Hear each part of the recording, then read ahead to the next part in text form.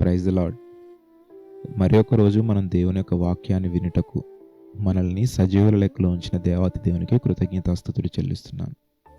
మన దేవుడు గొప్పవాడు, నీతిమంతుడు, సత్యవంతుడు, సత్యస్వరూపి, అలాగే ఆయన ఆత్మస్వరూపి అయి ఉన్నాడు.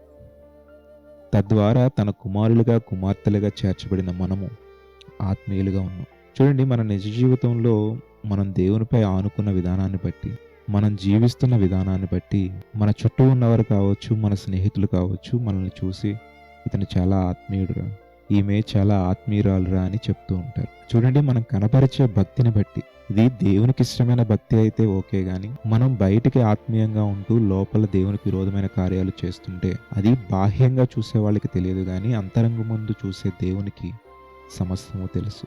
ఇలా మన చుట్టూ ఉన్నవారు ఇతను ఆత్మీయుడురా, ఈమె ఆత్మీయురాలురా అని చెప్తూ నీ గురించి సాక్ష్యం ఇస్తున్నారంటే అప్పుడు దేవుడు నిన్ను బట్టి చాలా సంతోషిస్తాడు, చాలా ఆనందపడతాడు. మన దేవుడు ఆత్మస్వరూపియే కాక ప్రేమస్వరూపి అయి కూడా ఉన్నాడు. ఆయన ఎంత ప్రేమ మనపై చూపించాడంటే పరలోక రాజ్యంలో తండ్రి కుడి పార్శ్వమున కూర్చుని నిరంతరము కూడా పరలోక పరిశుద్ధుల చేత, దేవదూతల చేత పరిశుద్ధుడు పరిశుద్ధుడు పరిశుద్ధుడు అని కొనియాడబడే దేవుడు మన కోసం భూమి మీదకి వచ్చి మనలను నరకంలోనికి వెళ్లకుండా తనతో పాటు తన పక్కన నిలవబెట్టుకునే వధు సంఘంలో చేర్చుకున్నటకు మనకై ప్రేమ చూపించి మన మీదున్న పాపాలన్నిటినీ ఆయన యొక్క శిలువ మ్రాను మీద వేసుకుని తనకి తాను రిక్తునిగా చేసుకున్నాడట. అంటే ప్రాణాన్ని ఇచ్చి మనల్ని కొనుక్కున్నాడట. అంత ప్రేమ మన దేవునిది. మనం లోకంలో అయస్కాంతాన్ని చూస్తాం, మ్యాగ్నెట్ని.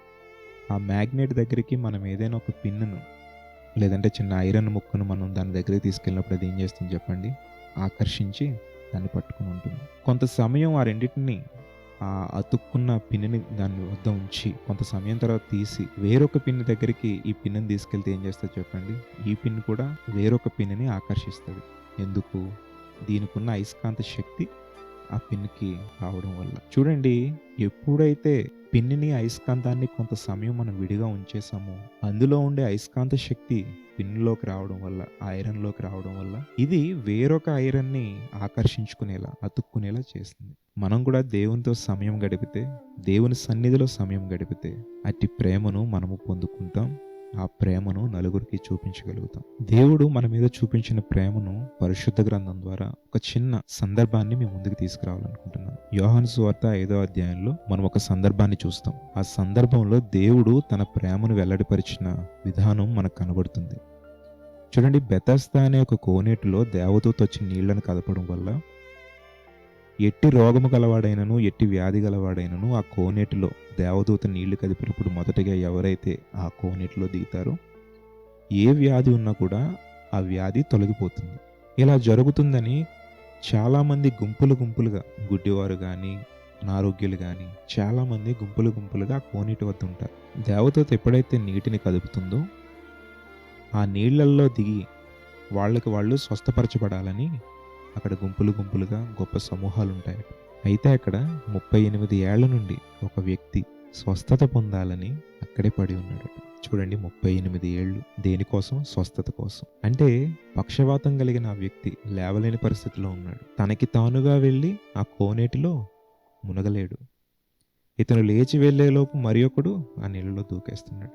ఇలా చూసుకుంటూ వెళ్తే 38 సంవత్సరాలు ఆ వ్యక్తి అక్కడే ఉంటున్నాడు, కానీ స్వస్థతను మాత్రం పొందుకోలేకపోతున్నాడు. ఎందుకంటే వాళ్ళ బంధువులు కానీ, వాళ్ళ కుటుంబ సభ్యులు కానీ ఎవరూ పక్కన లేరు, తను ఒక్కడే. చూడండి, ఎంతోమంది ఆ కోనేటి దగ్గర చాలామంది ఉండుంటారు కదా, ఒక్కరు కూడా ఇతనికి హెల్ప్ చేయాలని అనిపించలేదంటారు. ఒక రోజు కాదు, 2 రోజులు కాదు, 1 నెల కాదు, 2 నెలలు కాదు, 38 సంవత్సరాలు ఇక్కడే ఉన్నాడు. ప్రభువారట అతని పరిస్థితి మొత్తం ఎరిగి, అతడు ఎక్కువ కాలం ఇంచుమించు 38 సంవత్సరాల నుండి అక్కడే ఉంటున్నాడని తెలిసి అతని స్థితిని ఎరిగి అతని దగ్గరికి వెళ్ళాడు. వెంటనే ప్రభువారు, నీవు లేచి నీ పరుపెత్తుకొని నడు అన్నారు.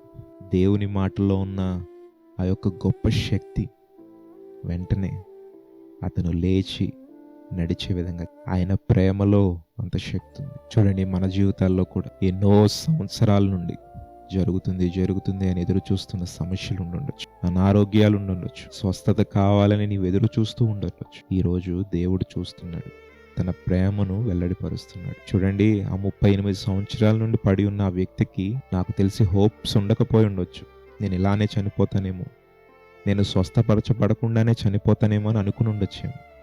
కానీ నా ప్రభువు అతన్ని స్వస్థపరిచాడు. ఈరోజు నీ జీవితంలో కూడా ఏదైతే సమస్యలతో నీవు బాధపడుతున్నావో, ఏదైతే ఎంతో కాలంగా నువ్వు సఫర్ అవుతున్నావో దేవుడు చూస్తాడు.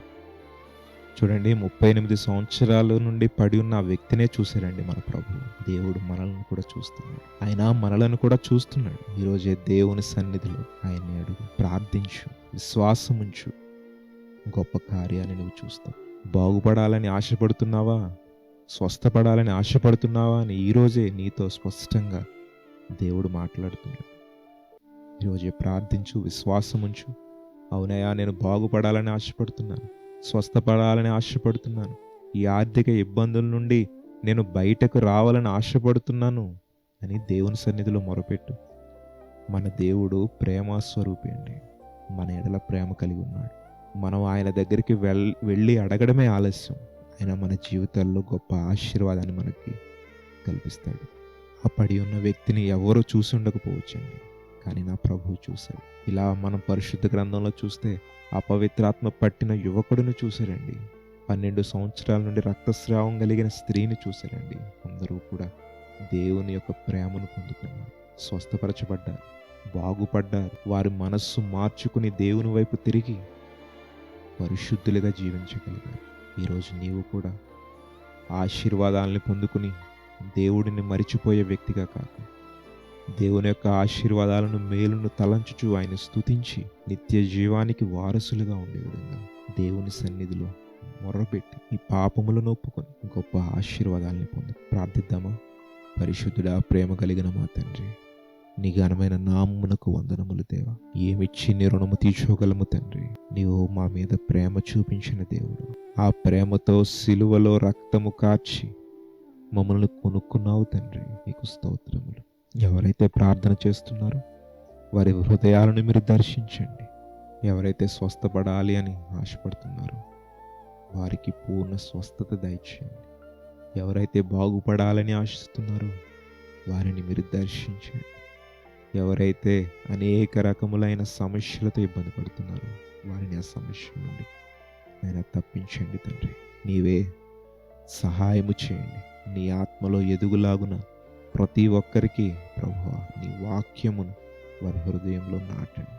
నీ వాక్యము ద్వారా ప్రభువా మా జీవితాలను మార్చుకొని ఆత్మీయంగా ఎదుగుటకు సహాయం చేయండి.